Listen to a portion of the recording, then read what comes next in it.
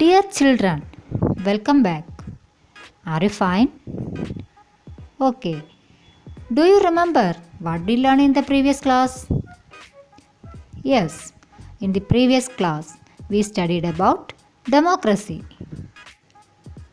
Today we will learn about election and stages of election. What do you mean by election? Election is a mechanism in which the people can choose their representatives at regular intervals and change them if they wish to do so. This mechanism is called election. Elections are held on the basis of universal adult franchise. Have you heard the term? Universal adult franchise means that the right to vote should be given to all adult citizens without the discrimination of caste, class, color, religion, or gender. It is based on equality, which is a basic principle of democracy.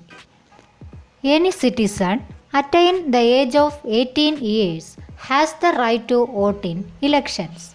The representatives to local self-governments, state legislative assemblies and Lok Sabha are elected through voting. Election is a basic feature of democracy. The election process of our country passes through certain stages. This is a flowchart showing the stages of election. Issue of election notification, submission of nomination, scrutiny of nomination, withdrawal of nomination, voting, counting of votes and declaration of result. These are the main stages of election. Understand? All elections strictly follow these stages. Election is an inevitable part of democracy. The aim of democracy is human welfare. It must be attained by controlling the government directly or through representatives. Is it clear? Let's recall today's class.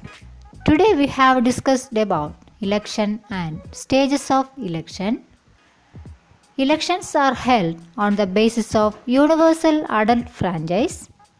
Election is a basic feature of democracy. The representatives to local self-governments, state legislative assemblies and Lok Sabha are elected through voting. The important stages of election are issue of election notification, submission of nomination, scrutiny of nomination, withdrawal of nomination, voting, counting of votes and declaration of result. That's all for today. Continuing part will be discussed in the next class.